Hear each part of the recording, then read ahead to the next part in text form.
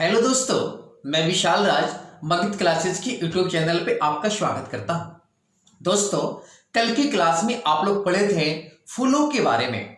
तो फूलों के बारे में आपको जब कल की क्लास में मैंने पढ़ाया था तो मैंने आपको कल फूल से संबंधित कुछ रोचक जानकारियां दी थी और उस रोचक जानकारियां को मैं आपको फिर से एक बार बतला रहा हूं। मेरे हाथ में एक फूल है और आप लोग को बतलाना है।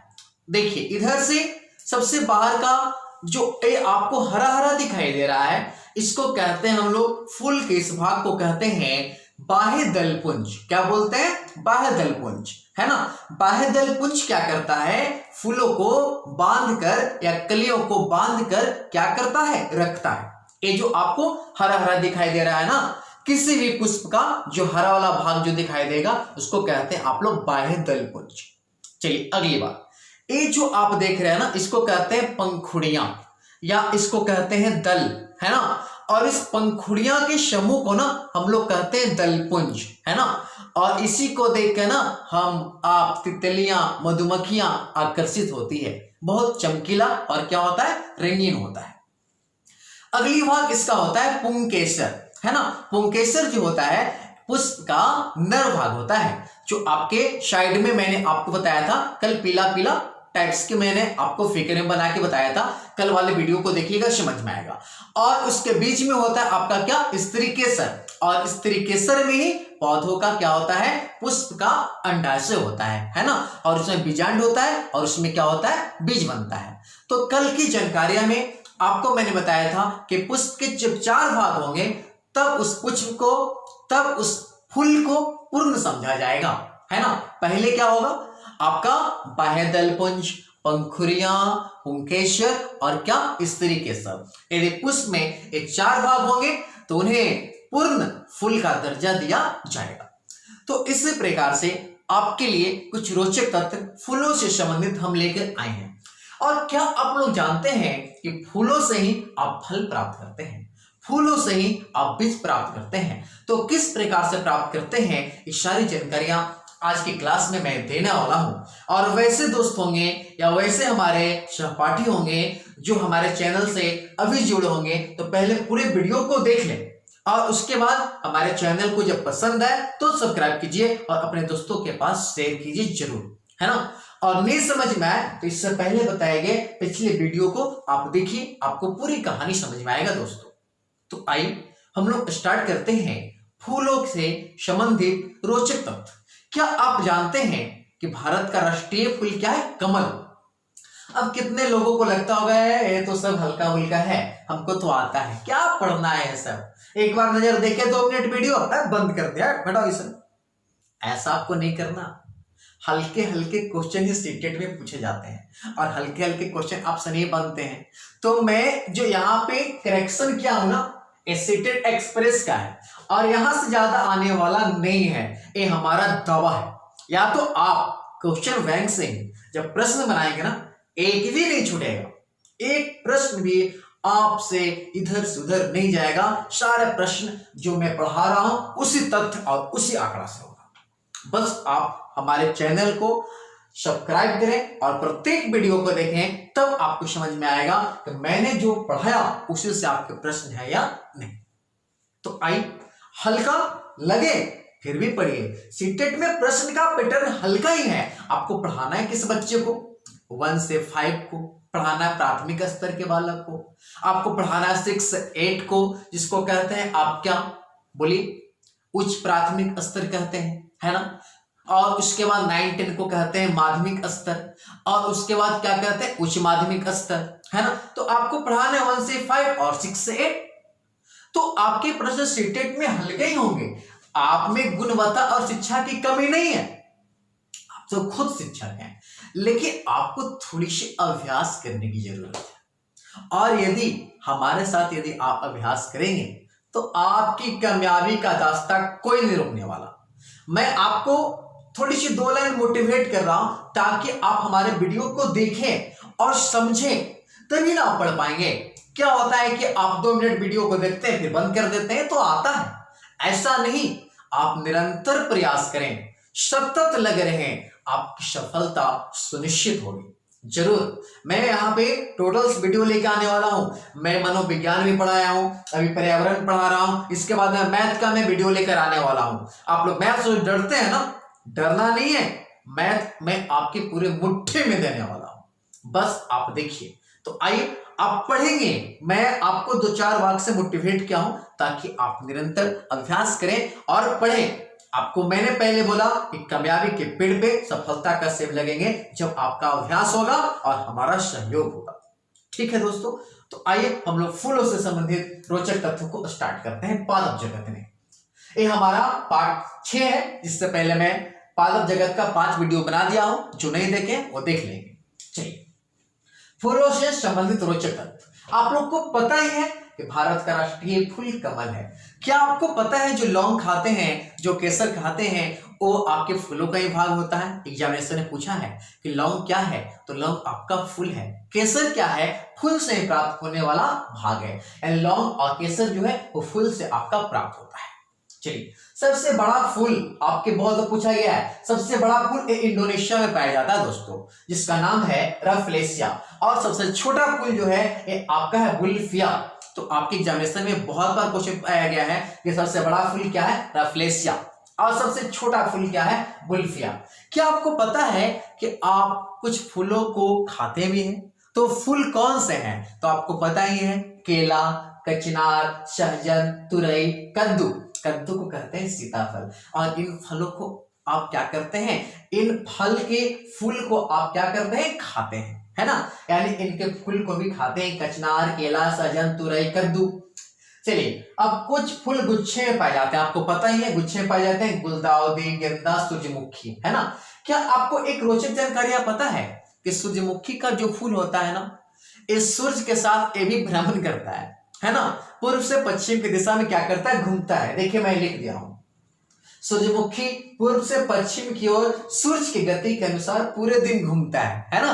ये पूछा गया क्वेश्चन सीरीज में, ये कौन सा पुष्प सूर्य की गति के अनुसार भ्रमण करता है? तो सूरजमुखी का फूल आप लोग देखे ही है, बहुत बड़ा बड़ा होता है। ये आपके मन को क्या करता है? मोह लेता है ना। चलिए, अब फूलों से आपको पता है कि फूलों का रंग भी बनता है, फूलों का इत्र भी बनता है, फूलों से दवाइयां भी बनती है, फूलों से मालाएं भी बनती है। सबको जानकारियां हैं। लेकिन प्रश्न जब आ गया कि कौन से फूलों से माला बनती है, तो माला तो आप किसी फूल का बना सकते हैं। कौन से फूलों से औषधियां बनती है, तो देखिए सारा जानकारियां मैं लिख दिया हूं। फूलों के रंग बनाने वाले आपके जो फूल हैं, गुलाब, गेंदा और चिनिया, इस फूल से रंग बनाए जाते हैं। फूलों से इत्र बनाए जाते हैं, उनका नाम है गुलाब और क्या? चमेली। अगले, फूलों को औषधि के रूप में प्रयोग किया जाता है, जिनका नाम है गुलाब, या मालाएं बनाई जाती है, गुलाब के मालाएं भी बनाई जाती है। अगले देखिए, नोट पॉइंट हमने लिख दिया कि जिस फूल में 4 भाग कौन कौन? बाह्य दलपुंज, दलपुंज, पुंकेसर और बीच वाला स्त्रीकेसर होगा, तो इसको पूर्ण फूल का दर्जा दिया जाएगा। देखिए मैं लिख दिया हूं, जिस फूल में बाह्य दलपुंज, पंखुड़ियां, पुंकेसर और स्त्रीकेसर होते हैं, उन्हें पूर्ण फूल कहा जाता है। याद रखेंगे ना। तो ये थे आपके फूलों से संबंधित रोचक तथ्य। अब आपको पता है इसी फूल से फल जो बनता है वो खाते हैं आप लोग, और इसी फल से जो आप कहने का अर्थ है कि बीज होते हैं, जो फूल के ही भाग होते हैं। तो आइए मैं आपको कुछ रोचक जानकारी और देता हूं फल के बारे में।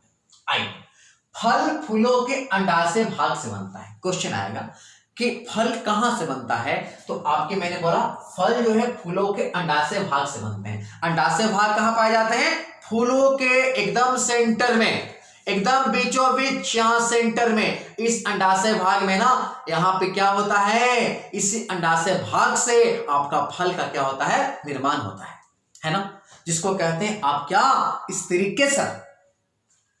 फल बीज की रक्षा करता है, यानी कहने का अर्थ है फल जो है वो बीज की रक्षा करता है। जैसे आम, कौन कौन फल है? आम, केला, नाशपाती, अमरूद, अनानास, आप लोग जानते ही हैं, पपीता वगैरह वगैरह बहुत से फल है। लेकिन आप जान लीजिए टमाटर, कटहल, कद्दू जो सीताफल और नींबू जो है ना, वो भी आपका फल है। बहुत बार पूछा गया है सीटेट में, प्रश्न कैसे पूछता है? ऐसा रहेगा कि निम्न में से फूलों से संबंधित कौन सा सही है? कौन सा गलत है, इस प्रकार से आपका होगा, है ना। तो आप स्टेटमेंट होगा 4 दिया हुआ, है ना, उसमें से या तो सही होगा या तो क्या होगा, गलत होगा। लेकिन आप याद रखेंगे टमाटर, है ना, क्या टमाटर, कटहल, सीताफल भी आपका क्या है, फल है ना, सीताफल यानी कद्दू। याद रखेंगे टमाटर, कटहल, कद्दू और नींबू भी क्या फल की प्रजाति है। अब हम लोग पढ़ने वाले हैं बीज। अब बताइए आप लोगों का बीज कौन है, मगध क्लासेज। ये बीज है जो मुझे भी पैदा किया और आप लोग को भी सहयोग दे रहा है, तो इस बीज को नहीं भूलिए और मगध क्लासेज के चैनल को आप जरूर सब्सक्राइब कीजिए और अच्छा लगे तो अपने दोस्तों यारों के पास जरूर शेयर कीजिए दोस्तों, तभी मैं आप लोग के लिए और भी मेहनत करूंगा। आप लोग जितने सब्सक्राइब करेंगे, लाइक करेंगे, हमारा मेहनत दोगुना होगा और आप लोग के लिए मैं दिलो जान से मेहनत करूंगा और मेरा करेक्शन इतना जबरदस्त होगा कि सीटेट्स की परीक्षाएं आपसे रुकने वाला नहीं होगा। इसलिए आप जरूर सब्सक्राइब करें और दोस्तों के पास शेयर करें। कौन सा क्लास है, मगध क्लास है, जहानाबाद में आपका है। अब आप लोग जानिए बीज के बारे में। बीज क्या है, फूलों में पाए जाने वाले बीजांड बीज बनते हैं। जी बिल्कुल, मैंने बताया था कि अंडाशय बीज बीज भाग में होता है और इसके बीजांड भी बीज भाग में होता है। अब बीजांड से क्या बनता है, बीज बनता है ना। तो यहां लिख दिए बीज खाए जाते हैं, जैसे दाल, मूंगफली, गेहूं और चावल। दोस्तों कुछ बीजों को आप खाते हैं, मैंने लिख दिया दाल, मूंगफली, गेहूं और क्या चावल। और अगली बात आप लोग को मैंने क्या बताया था इससे पिछली बार, कि फूलों में पाए जाने वाले बीजांड से बीज बनते हैं और कुछ बीज को आप खाते हैं, दाल, मूंगफली, गेहूं और क्या चावल। अब कुछ बीज से आप तेल भी निकालते हैं, जैसे क्या हो गया सरसों, है ना, सूरजमुखी, इन बीजों से आप तेल भी क्या करते हैं, निकालते हैं। दोस्तों आप अपने घर में जब बीज रखते होंगे तो बीज कुछ दिनों के बाद अंकुर जाते होंगे। क्यों अंकुरते हैं आपको पता है, क्योंकि उसके पोषक तत्व मौजूद आते हैं। बीजों को अंकुरने के लिए 2 ही पोषक तत्व चाहिए, एक नमी चाहिए और दूसरा चाहिए आपका क्या, वायु। यानी किसी भी बीज को अंकुरित होने के लिए 2 पोषक तत्व चाहिए, नमी और क्या, वायु। यदि नमी और वायु मिलेगा तो बीज क्या होगा, अंकुरित हो जाएगा। इस बात को आप याद रखेंगे। अब देखिए दोस्तों नोट, अब बीज क्या होता है, बीज अंकुरित क्यों होता है, सबसे पहले इस बात को जानिए। तो बीजों के अंदर भ्रूण होता है जो आवश्यक तत्व मिलने पर अंकुरित हो जाता है। यानी किसी भी बीज के अंदर भ्रूण होता है और उसको आवश्यक तत्व यानी जब हवा और नमी जब मिलता है ना तो बीज क्या होता है, अंकुरित हो जाता है। अब देखिए दोस्तों आप लोग बीज देखे होंगे ना, तो 2 प्रकार के आप लोग बीज देखे होंगे। एक बीज देखे होंगे जो 2 भाग में टूट जाता है और एक बीज जो 2 भाग में टूटता नहीं है। चलिए एग्जांपल लेते हैं, आप लोग चना को देखें, चना को 2 भाग में टूटते होंगे ना, तो 2 बराबर भाग में टूट जाता है। तो एक ऐसा है द्विबीजपत्री है। आप लोग बादाम को तोड़ते होंगे तो 2 भाग में टूट जाता होगा, तो एक क्या है, द्विबीजपत्री है। यानी 2 भागों में टूटने वाले बीज को कहते हैं द्विबीजपत्री और जो बीज नहीं टूटते हैं उनको कहते हैं एक बीजपत्री। तो आपके बीज जो होते हैं 2 प्रकार के होते हैं, मैंने लिख दिया, जो नहीं टूटेंगे एक बीजपत्री। एक बीजपत्री कौन होंगे, प्याज आपसे नहीं टूटने वाला, गेहूं आपसे 2 भाग में टूटने वाला है नहीं, चावल टूटने वाला है नहीं, मकई 2 भाग में तोड़ दीजिएगा, मकई भी नहीं टूटेगा। तो जो नहीं टूटेगा एक बीजपत्री, जैसे प्याज, गेहूं, मक्का, चावल और क्या, नारियल। अब आपको मैंने बताया था कि प्याज, गेहूं, मक्का का जड़ कैसा होता है, झाकड़ा होता है। कैसा होता है, झाकड़ा। और झाकड़ा जब जड़ होगा तो इससे जो पत्ती निकलेगा उसका सिरा विन्यास कैसा होगा, समानांतर। मैंने आपको 2 बताया था, पत्ती 2 ही प्रकार का होता है। जब आप बच्चे को ले जाएंगे, कहने का अर्थ है बगीचे में, और सिरा विन्यास आपको समानांतर जब मिलेगा तो आप क्या बोलेंगे, झाकड़ा है। यानी बच्चे जब पत्तियां कलेक्ट करेंगे, अब बोलेंगे बच्चे सर ये जो पत्तियां है ना सर, इसमें समानांतर सिरा विन्यास है, तो आप कहेंगे बताओ इसका जड़ कैसा है, तो आप क्या बोलेंगे, झाकड़ा। अगली बात, द्विबीजपत्री में मैंने आपको क्या बताया, मूली, सरसों, इमली, संतरा और टमाटर। द्विबीजपत्री बीज का जड़ जो होता है मुसरा होता है और इसका कैसा सिरा विन्यास होता है, जाली का। अब देखिए प्रश्न कैसे आएगा, आपसे सीटेट्स में प्रश्न इस प्रकार से होगा कि आप किसी बच्चों को बोलते हैं कि जाओ उस बगीचे में जाओ, है ना, और 2 बीजपत्री बीज के पौधे को लेकर आओ। तो बच्चा वहां क्या करेगा, बीज को तोड़ के देखने लगेगा कि 2 भाग में टूट जाता द्विबीजपत्री नहीं, बच्चा वहां पे जाके उसके पत्तों को क्या करेगा, देखेगा और पत्ता पे निशान कैसा होगा, जाली का होगा। पत्ता पे निशान कैसा होगा, जाली का होगा। तो बच्चा जो है वो आपके कैसा लाएगा, द्विबीजपत्री पौधा लाएगा, है ना। और यदि बच्चा गया बगीचे में और वहां पे पौधों का जो शिरा विन्यास है समानांतर है, तो बच्चा समझ जाएगा इसका जड़ कैसा होगा, झाकड़ा होगा, यानी समानांतर होगा। मैंने आपको बताया था ना समानांतर किस प्रकार से होता है, मैंने आपको बताया था समानांतर, इससे पिछले वाले वीडियो देखेंगे आप लोग। समानांतर और जालिका का, पान का पत्ता, अधिकांश पत्ता जालिका होता है, और जब जालिका होगा तो आप क्या कहेंगे, जड़ होगा मुसला, और मुसला होगा तो द्विबीजपत्री, और समानांतर होगा तो झाकड़ा, और कैसा होगा, एक बीजपत्री। यानी देखिए दोस्तों, बीज से ही पूरा पौधा क्या है, जुड़ा हुआ है। यानी शुरू से जो हम वृक्ष पौधे स्टार्ट किए थे, ये आपके बीज से ही सारे एक दूसरे से जुड़े हुए हैं। तो आप जब हमारे टोटल वीडियो को नहीं देखेंगे तो समझ में आने वाला नहीं है। और जो लोग देख लिए होंगे उनको तो आज गहा गहा दिखाई दे रहा होगा, पूरी तरह से चमक रहा होगा, है ना, उनको समझ में आ रहा होगा।